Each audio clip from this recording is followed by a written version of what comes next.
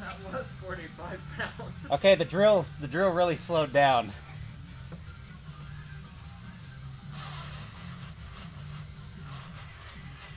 What's it saying? 45, 50, 50. It's sustaining 50.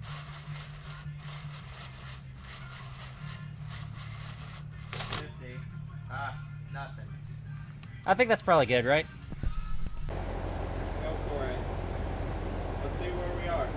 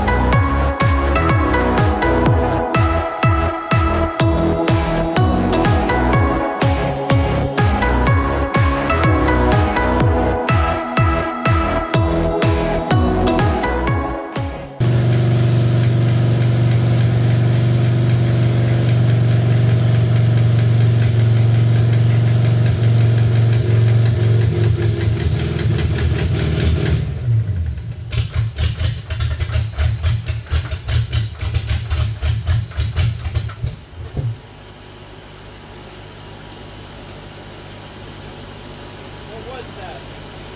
I don't know.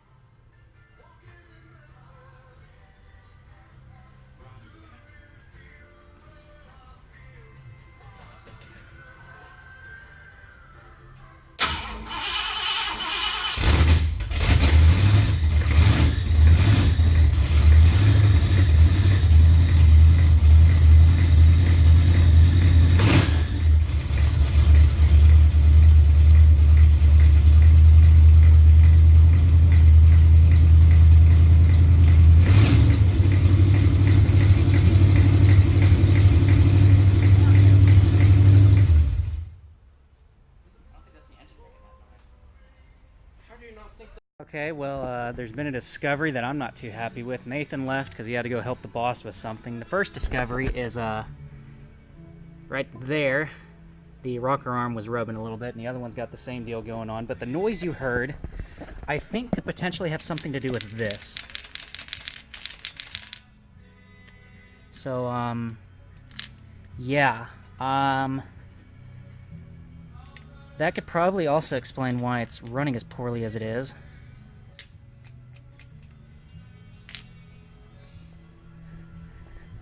The other side doesn't seem to have that kind of an issue.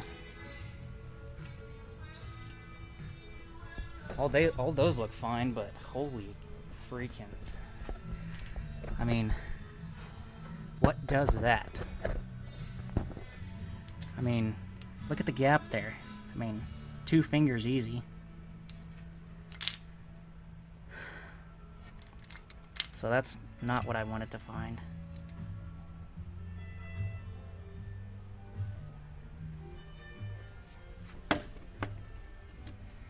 Well, the push rod isn't bent.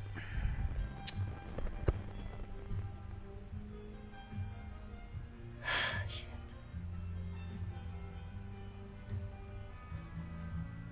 That's not good. That is not good. Damn it. Well, that's the exact opposite of what I wanted to find. So after looking at it a little bit, one thing is this nut backed itself off a whole lot. Oh. Well shit, that one's loose too. Alright, here's how we goofed this up. So Nathan had a book on rebuilding small block 4. It's like this 351 Windsor. And that book told us to adjust the lifters like you would on a Chevy or 289 or anything like that that has adjustable rocker arms where you set the lifter preload and then you're done. And it has locking nuts. This 351 being a 69 is not like that. It has non-adjustable rocker arms. The nut is actually tapered onto the rocker stud and you just torque it down and that's where it stays. So because we didn't torque it down and it didn't bind up on the stud, it didn't have enough resistance to keep itself from moving, and so everything started loosening and coming apart, which is why, we had the carnage that you see here. So what we did is we went back after all this was done, fixed the lifter, put everything back together, torqued all the nuts back down, and then put a set of locking nuts on top of them, just to make sure that the stock ones never backed themselves off again, because this was something that we really didn't want to repeat. Overall though, the whole process seemed to go pretty good. The engine kept good oil pressure and it stayed running nice and cool. So other than that, we didn't really have any mishaps, and the cam and lifter didn't seem to be damaged, and so far we haven't had a problem with it.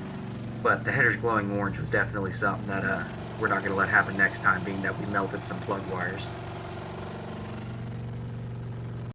We thought we had flattened the cam lobe, but what had actually happened is when the nut from the rocker arm backed itself all the way off, there was so much oil pressure in this engine that it blew the guts of the lifter out. Thankfully, they all stayed in the lifter valley, so we just ended up rebuilding the lifter and then putting everything back together.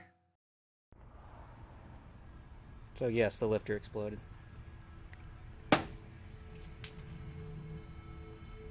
Another thing we had to do is we actually had to take all the lifters out of the engine and take them apart and dump the oil out of them, because the oil that was in them wouldn't let them compress properly enough to actually torque the nut all the way down onto the rocker stud.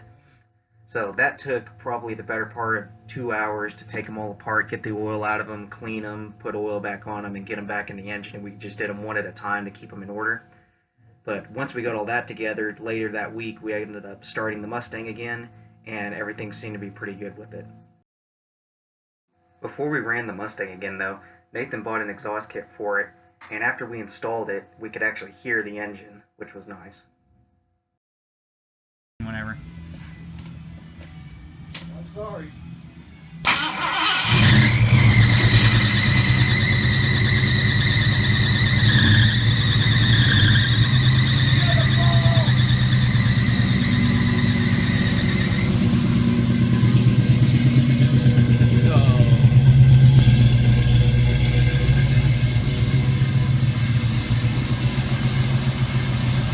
Pump the gas!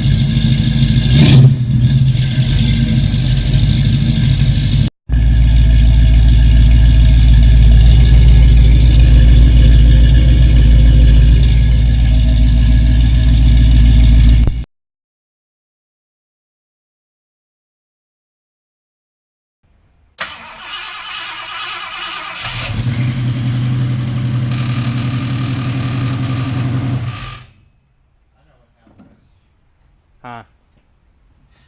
I count my blessings where I can every time it starts.